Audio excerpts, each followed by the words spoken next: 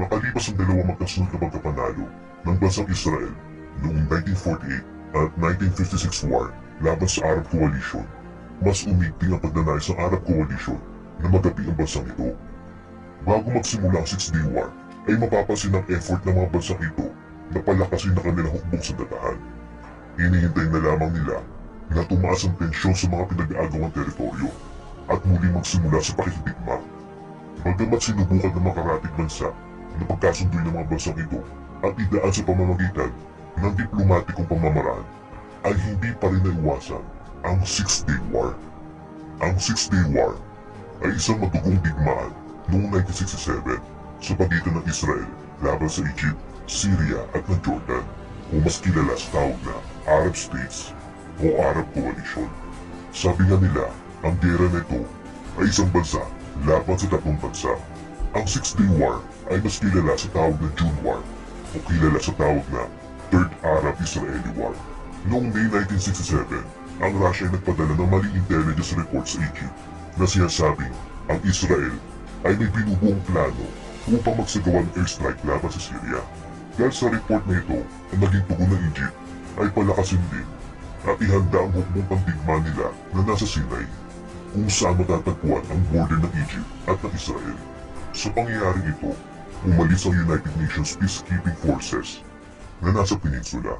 Ang Israel naman ay tumanggi sa request ng UN na ang UNEF ay ma-deploy sa kanilang border para maiwasan ang nabubuong tensyon sa pagitan ng Egypt at Israel. Sa sumunod na araw, ang Egypt, Jordan, Israel at ang Sudan ay nagpasimulang ihanda ang kanilang hukbong sandatahang lakas. Ang Iraq ay nagpadala ng kanilang mga sundalo sa Jordan at ang Saudi Arabia ay nagpatig ng mensaheng anumang oras ay lalahok sila sa military action na mangyayari sa peninsula. Ang isa sa nagpatindi ng tensyon sa peninsula ay naharangan ng Egypt ang Strait ng Tiran at hindi pinadaan ng mga barko ng Israel noong May 22. Isa itong senyales na hinahamon na ng Egypt ang Israel. Noong June 1, ang Israel ay bumuo ng National Unity Government at noong June 4 naman, ang National Unity Government na ito ay nagdesisyon na ang kanilang bansa ay nasa ilalim na ng isang digmaan laban sa Arab Coalition. Ang Arab Coalition na binubuo ng Jordan, Egypt at Syria ay di hamak na mas malaki ang puwersa kaysa Israel. Ang kanilang mga sundalo ay nasa 240,000. Ang Israel naman ay nasa 100,000 lang. Ang Arab Coalition ay mayroong 2,504 na mga tangke. Ang Israel naman ay mayroong 800 na mga tangke lang. Ang Arab Coalition ay mayroong 957 na mga jet fighters. Ang Israel naman ay 300 jet fighters lang. Kaya sa isip ng Israel, alam nila na hindi nila matatalo ang Arab Coalition pagdating sa paramihan at palakihan ng army. Kaya ang plano nila, dadaanin nila sa matinding strategy at utakan ng gera. Kaya bumuo sila ng matinding plano at tinawag nila itong Operation Focus. Ang layunin ng operasyon na ito ay pabagsakin ang Egyptian Air Force. Sinira din ng Israel ang tracking antenna ng US Embassy na nasa kanilang bansa. Ang layunin naman nito ay upang huwag malaman ng Amerika ang planong airstrike na gagawin nila. Ang mga piloto ng Israel ay sinabihan patungkol sa plano 5 oras bago ang pag-atake. Umatake ang nasa 200 jet fighters ng Israel sa Egypt. Nagulantang ang Egypt sa hindi inaasang airstrike ng Israel sa Air Force nila. Pinatay ang nasa 300 na Egyptian aircraft ang nasira at ang namatay ng mga piloto naman ay nasa 100. Nagawa ang pag-atake nito sa loob lamang ng 3 oras. Dito na nag-umpisa ang gera ng dalawang panig. Bilang ganti, ang Jordan at ang Syria ay inatake din ng mga jet fighters sa Israel bandang alas 11 ng umaga ng June 5. Hindi nila alam na kasama ito sa plano ng Israel. Ang plano ng Israel ay papagsakin ng mga jet fighters ng Jordan at Syria sa himpapawid. Sa ginawang ito ng Israel, napapagsak nila ang nasa 28 jet fighters ng Jordan at 50 jet fighters naman ng Syria. Ang surprise attack ng Israel ay isang tagumpay. 19 na jet fighters lamang ang nawala sa hukbo ng Israel. Ang lokasyon ng ground war ay matatagpuan sa 3 lugar: ang Sinai Front, ang Jordanian Front, at ang Syrian Front. Sa Sinai ay lamang sa bilang ng Egypt. Meron silang total na 100,000 na sundalo, at ang Israel naman ay may 70,000 na sundalo lang. Ang Egypt ay mayroong 900 hanggang 950 military tank At ang Israel naman ay mayroong 700 na military tanks lang. Ang plano ng Israel ay pabagsakin ng Egyptian force na nasa Sinai front sa pamamagitan ng sunod-sunod na airstrike. Ang isang hukbo ng Israel ay nauna ng dumepensa na nagsimula sa Gaza. Ito ay binubuo ng 3 brigade. Ang kanilang plano ay marating nilang Arish. Sa loob lamang ng 4 na oras ay narating na ng Israel troops ang Khan Yunis. Tumulong ang ilang Israeli jet fighters upang tuluyang humina ang pwersa ng Egypt at mapasok ang Arish. Ang pwersa ng Israel ay hinati sa dalawa. Ang isa ay tumungo sa may Suez Canal at ang isa naman ay nagpatuloy patimog at pinahina ang pwersa ng Egypt sa Jebel Litni. Sa pangunguna ni Israeli General Ariel Sharon, napanalunan ng Israel ang Sinai Front sa tulong na din ng kanilang military balunin. Sa mga sumunod na araw, lalong humina ang pwersa ng Egypt. Ang Israel ay nag-iwan ng matinding pagkawasak sa mga ari-arian at sa hukbong sandatahan nito. Tinatay ang nasa 10,000 mga Egyptian ang nasawi sa loob lamang ng isang araw. Iniwasan ng Israel na magkaroon din ng mas malala pang konfrontasyon laban sa Jordan at Syria bago talunin ng Egypt. Ang Pangulo ng Egypt na si Gamal Abdel Nasser ay tinawagan ng hari ng Jordan na si King Hussein. Inimok niya maniwala si King Hussein na may advantage manalo sa gera ang Egypt. Pero ang katotohanan, talo na ang Egypt. Lalong tumindi ang sigalot noong umaga ng June 5, kung saan pati ang hukbong pandigma ng Jordan ay nagpakita na din ng puwersa. Tumawag ang Prime Minister ng Israel na si Levi Eshkol kay UN Representative Poole para sabihin kay King Hussein na para sa kapayapaan ay ayaw na nito magkaroon ng konfrontasyon pa sa Jordan.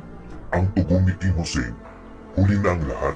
Ang Jordanian Air Force ay patungo na sa Israel. Ang jet fighters ng Jordan ay inatake ang West Jerusalem. Madaming sibilyan ang nasawi at nawasak din ang ilang gusali sa Israel. Hindi naman nagpatalong Israel at formal na naipanalo ang air domination at napabagsak ang air military infrastructure ng Jordan dahil sa sunod-sunod na airstrike nito. Ang dating East Jerusalem na nakumbog ng Jordan ay muling nakuha ng Israel. Sunod-sunod ang naging pag-atake ng military force ng Israel. Nakuha nila muli ang Hebron, Bethlehem, Rimalia, Tel Aviv, Latron at ang Nablus. Ganito ang detalyadong labanan ng Jordan at Israel. Inumpisa na ng Jordan ang pag-atake sa Israel sa pamamagitan ng Air Force nila. 900 na building ang nasira nila, 16 sundalo at 20 civilian naman ang nasawi sa Israel. Gumanti naman ang Israel at inilunsad ang pag-atake sa pamamagitan ng Operation Focus. Umatake sila sa Jordan sa pamamagitan ng kanilang mga jet fighters. Inarget ng Israel ang mga aircraft ng Jordan. Binomba nila ang aviation buildings ng Jordan. Pinakita nila kung gaano sila kagaling at kalakas pagdating sa ere. Ang Jordanian Army naman ay kontrolado ang East Jerusalem noong mga oras na yon. Pero ang Reserve Battalion ng Israel ay sinugod ng Jordan Army kahit alam nila na dihado sila dito. Napaatras ang Israel ang Jordan papuntang Bethlehem. At bago matapos ang araw, napalibutan ng Israel ang buong East Jerusalem. Nasa south ng East Jerusalem ang Jerusalem Brigade at Mechanized Harem Brigade. Sa north naman, ang 50 paratroopers brigade ng Israel. Inatake na nasa South Brigade ang Jordanian Army. Pero dahil sa lakas din ng Jordan, nasawi ang 2 officers ng Israel Brigade. Pero hindi nagpatingnan ng Israel at sinugod pa rin nila ang Jordan Army. Makalipas ang 4 na oras, agad naman natalo ang Jordan sa South at North ng Mechanized Harem Brigade ng Israel. Agad naman pumasok sa syudad ang 50 Israel Defense Forces paratroopers ng Israel. Paratroopers lang pinapasok nila at hindi ang mga tanke dahil sa pangamba na masira ang mga holy sites dito. Ilang oras ang lumipas, nakontrol na ng IDF paratroopers ang syudad. Ang Jordanian Army naman ay tuluyan na umatras pabalik sa bansa nila, kaya matagumpay na natalo ng Israel ang Jordan. Ang Syria ay naniwala din sa Egypt patungkol sa kanilang pagkapanalo, kaya naman nagpadala sila ng kanilang military air force sa Galilee. Ngunit ang aksyon na ito ay mabilis din na ginantihan ng Israel. Dahil na din sa kakulangan ng komunikasyon ng military ng Syria, ay mabilis sila nagapi ng Israel. Nahadlangan ng Israel ang plano na makapasok sa Tel Dan at sa Sheriashun, ang Syrian Army. Sinubot ng Syria ang water plants ng Israel sa Tel Dan at She'ar Yashub, pero ginantihan sila ng IDF. Walang nagawa ang Syria sa lakas ng papawid na pinapakita ng Israel, kaya walang nagawa ang Syria kundi umatras. Sa isip ng Syria, hindi na nila gagamitin ang mga tangke nila para umatake sa ground dahil lugi sila sa lakas ng mga jet fighter ng Israel. Kaya ang plano ng Syria, lumaban din sila sa ere. Pero mas advance mag-isip ang Israel dahil ilang oras lang lumipas, inatake din nila ang mga Syrian airfields. Halos 80% ng aircraft ng Syria ang nawasak ng Israel. Kaya hindi na din nakaganti ang Syria at natameme sa pinakitang galing ng IDF. Handa pa sanang sumugod ang Israel sa kadahilanan, nakadeploy na sa magagandang posisyon ang kanilang mga brigade. Pero sumuko na ang Jordan, Egypt at Syria, kaya nagkasundo sila na itigil na ang gera. Ang digmaan ito ay tumagal ng 6 na araw. Ito ay nagresulta na maganda para sa Israel hanggang sa araw na ito. Ang nakasulat sa Biblia na maninirahan ng mga Israelita sa lupang pangako ay nagkatotoo. Sa loob ng 5 araw ay nasa ilalim na ng Israel ang Gaza Strip, Golan Heights, West Bank at ang East Jerusalem. Nakuha na din nila ang Dome of the Rock, isang Jewish holy place sa Jerusalem.